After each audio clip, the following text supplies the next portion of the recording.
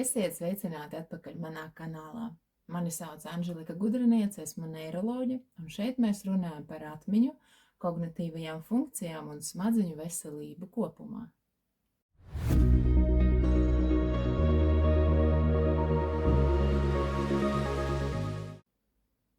Šodien es vēlos paturpināt iepriekšējā video aizsākto tēmu par veselīgiem ēšanas modeļiem, kuri var palīdzēt katram no mums nodrošināt ne tikai labu vispārējo veselību, bet arī var palīdzēt uzlabot atmiņu, koncentrēšanās spējas, uzmanību un citas prāta funkcijas, kā arī šīs ēšanas schēmas var mazināt varbūtību saslimt ar demenci.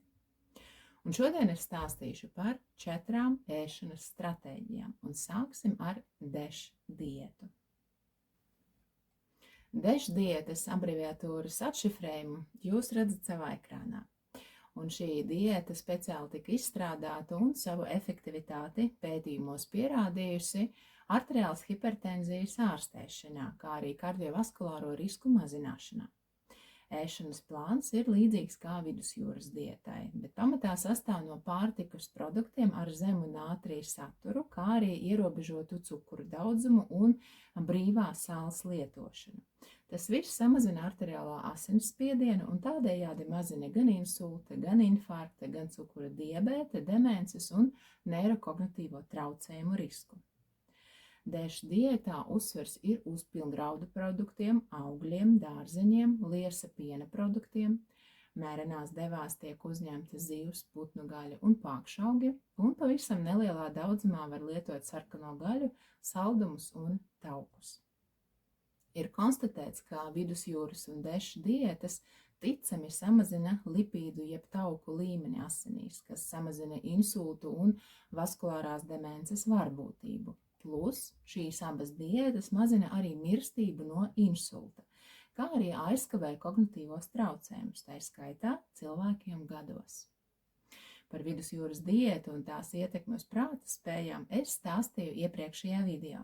Saitēs pievienošu aprakstā, variet pāriet un noskatīties to. Taču tikmēr mēs atgriežamies atpakaļ pie DEŠ diētas.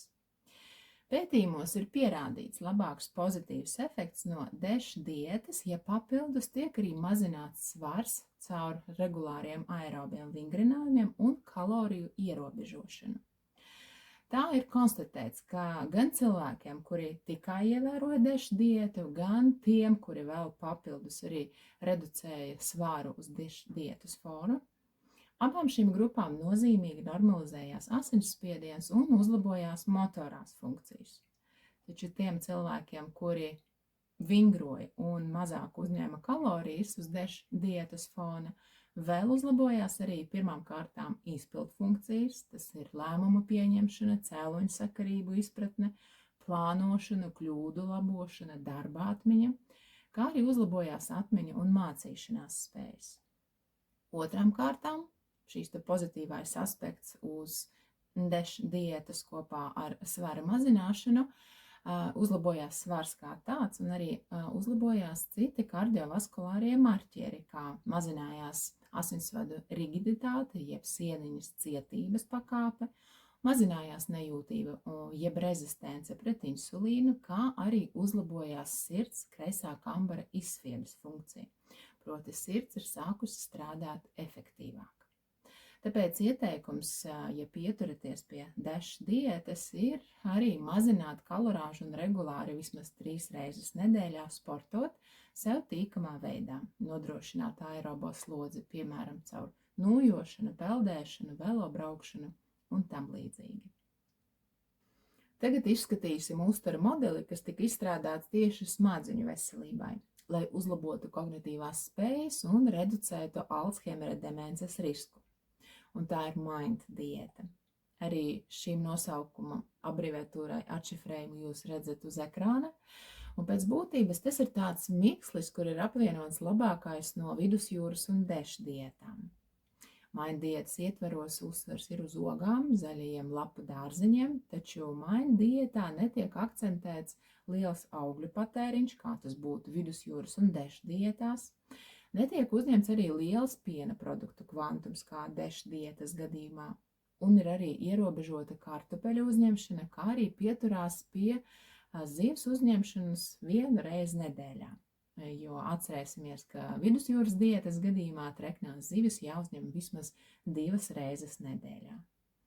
Maina diēta pamatā izceļ dārzeņus, sevišķi zaļo lapu salātus un zaļos dārzeņus, jo ir konstatēts, ka tie asociējās ar kognitīvo traucējumu un demences riska mazināšanu, caur to, ka tiem piemīt antioksidantu un pretiekaisuma darbība, ko nodrošina zaļajos dārzeņos esošais E-vitamīns. Otrām kārtām samazinās patoloģiskā olbaltuma beta-amiloīda nogulsnēšanās smadziņu audos, pateicoties E-vitamīnam, folātiem, flavonoīdiem un karotenoīdiem, un par šiem vairāk es stāstīju savā video par vidusjūras diētu. Trešām kārtām dārzeņos esošais E-vitamīna un flavonoīda ietekmes rezultātā mazinās neirotoksiskā šūnu bojāēja. Ogas arī uzlabo atmiņu un mācīšanos, kā arī aizkavē kognitīvo spēju pasliktināšanos.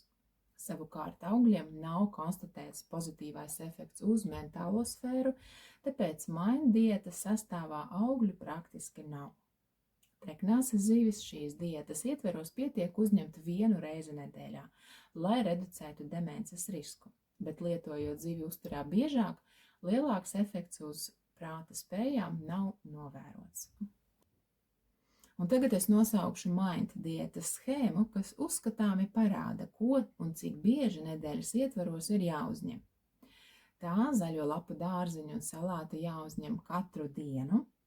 Runājot par pārējiem dārzeņiem, labāk ir izvēlēties tos, kur ir mazāk cietas, un dārzeņus drīk uzņemt tik daudz, cik ir vēlme un kad bieži gribās. Ar ogām, kas ir antioksidantu avots, ieteicams mieloties vismaz 2 reizes nedēļā. Rieksti, kā mandelis, lazdurieksti un balrieksti, ir arī lietojami praktiski katru dienu. Olīveļa pievienojama klāt visiem ēdieniem un pilngraudu produkti kā auzu pārslas, kvīnāja brūnie rīsi, pilngrauda makaroni un pilngrauda maize jāuzņem 3 reizes dienā. Un treknās zivis, kā jau noskaidrojām, pietiek ar 1 reizi nedēļā. Tas būtu lasis, forele, makrele, sardīnas, siļķe, tuncis un bute. Pākšaugim vismaz 4 reizes nedēļā ir jālieto, tās ir pupas, pupiņas, lēcas, soja. Un mājputnu gaļa vista, tītars vismaz 2 reizes nedēļā, un to noteikti nedrīkst cept. Un vēl resveratrolu saturošie produkti, atgādina, tie ir tumšā šokolāde, sarkano vīnogu mīza, tumšās ogas. Un par resveratrolu un citiem flavonoīdiem variet uzzināt vairāk video par vidusjūras diētu. Pētījumos ar gados jauniem cilvēkiem Mind diētai nav konstatēta jebkāda pozitīvā ietekme uz kognitīvajām spējām. Tātad arī Mind diēta, līdzīgi kā vidusjūras, ketogēnā un DESH diētas, spēj uzlabot kognitīvo produktivitāti un prāta spējas vairāk cilvēkiem pēc 60 gadu vecuma. Taču jebkurā vecumā ikviena no šīm diētām labvēlīgi ietekmē vispārējo veselības stāvokli un pasargā no somatisko sāslimšanu attīstības, kas uz priekšdienām var būt risks insultam, infarktam un demencei, gan vaskulārai demencei, gan arī Alzheimera demencei. Trešā uzturas stratēģija, ko šodien apskatīsim, ir kalorijas ierobežojoša diēta, jo tā spēj mazināt kognitīvās disfunkcijas attīstības risku. Ir pierādīts, ka pārmērīga kaloriju uzņemšana ir saistīta ar augstu Alzheimera demences risku un otrādi. Tā, piemēram, Okinavas simtgadniekiem, tas ir reģions Japānā, kur ir visvairāk, visilgāk dzīvojošo cilvēku uz planētas. Tad šie Okinavas simtgadnieki patērē ievērojami mazāk kaloriju. Un vēl kas ir interesanti, ka jau 3 mēnešus šīs kaloriju ierobežošana uzlabo verbālo atmiņu cilvēkiem gados, kuriem ir gan normāls, gan liekais svars. Un šie uzlabojumi ir saistīti ar to, ka uzlabojās tukšās dūšas insulīna daudzums, kā arī mazinās tāda iekaisuma marķiera līmenis asinīs kā CRO. Un, kā jau minēju iepriekš, tad DEŠ diēta ar ķermeņa masas indeksa mazināšanu tajā grupā, kur šiem dalībniekiem vēl papildus bija lūgts samazināt kaloriju uzņemšanu, tieši viņi uzrādīja vislielākos kognitīvos ieguvumus. Tāpēc ir silts ieteikums vienalga, pie kuras no veselīgām diētām jūs pieturaties, ir labi arī izvairīties no pārēšanās. Nu un ceturtais noslēdzošais ēšanas modelis šodienai ir intermitējošā badošanās un tās ietekme uz prāta spējām. Šī te intermitējošā badošanās, tas ir pagarināts laiks starp ēdienreizēm, kad atturās vai stingri ierobežo kaloriju uzņemšanu uz 12 vai 48 stundām, kas mijās ar parastiem pārtikas uzņemšanas periodiem, bez badošanās, bez smagu barības vielu ierobežošanas un ar adekvātu vitamīnu un minerālu vielu uzņemšanu. Vispār intermitējošai badošanās izšķir 3 variantus. Pirmais, tas ir alternatīvās dienas badošanās, un nozīmē, ka cilvēks vienā dienā ēd kā parasti un atturās no ēšanas nākošajā dienā, un tā šīs dienas pamīšus mainās. Otrais variants, tas ir periodiskā badošanās, jeb 5-2, kas raksturo atturēšanās ciklus vai stingru pārtikas ierobežošanu 2 dienas nedēļā, turpretī pārējās 5 nedēļas dienas pārtiku drīkst uzņemt bez ierobežojumiem. Nu, un trešais variants, tā ir laika ierobežota ēšana, tas ir 8 stundas garš loks dienā, un šajā periodā drīkst ēst bez ierobežojumiem, bet pārējās 16 stundas no ēdiena atturās. Badošanās dienās neliels maltīšu apjoms uzlabo šīs te intermitējošās badošanās panesamību un ievērošanu. Un ierobežotie pārtikas uzņemšanas perioda rezultātā cilvēka vielmaiņa pārslēdzās uz enerģijas ieguvi no glikozes, kā tas ir pie tradicionālās ēšanas, uz enerģijas ieguvi no alternatīvā ceļa, proti no organisma uzkrātiem taukiem, kas rada virkni metabolu un šūnu procesu, kas rezultējās ar daudziem ieguvumiem priekš cilvēka organisma. Tā klīniskie pētījumi liecina, ka intermitējošās badošanās ieguvumi ir epilepsijas gadījumā, Alzheimera slimības un multiplās sklerozes gadījumā, radot pozitīvu ietekmi gan uz slimības simptomiem, gan arī uz to progresiju. Potenciāli intermitējošai badošanās var būt labvēlīga ietekme arī uz Parkinsona slimību, uz insultu, autisma spektra slimībām, uz trauksmi un garastāvokļa traucējumiem, taču šeit vēl ir vajadzīgi papildus pētījumi. Un jau uz doto brīdi ir pierādīts, ka intermitējošā badošanās labvēlīgi ietekmē smadzeņu plasticitāti, jo tiek paaugstināta hipokampa neirona izturība pret dažādiem deģenerācijas procesiem, jeb šī patoloģisko nervu šūnu bojāēju. Pie intermitējošās badošanās mazinās arī kortikosteroīdu līmenis, līdz ar to reducējās hipokampa nervu šūnu bojāēja, kā arī pieaug jaunu neironu izdzīvošana un neiroģenēze, jeb jaunu nervu šūnu veidošanās atmiņas procesiem nozīmīgajos smadzeņu laukos. Ir arī konstatēts, ka 20 nedēļas ilga intermitējošā badošanās neiroprotekciju veicina tieši hipokampa šūnām, uz kā fona uzlabojās mācīšanās un atmiņas funkcijas. Cilvēki kopumā panes diezgan labi uzturu, kura pamatā ir enerģijas patēriņa ierobežošana, plus šādas ēšanas režīmam ir labvēlīga ietekme uz vispārējās veselības parametriem. Proti uzlabojās insulīna jūtība, mazinās oksidatīvais stress, normalizējās asins spiediens un iekaisuma marķieri.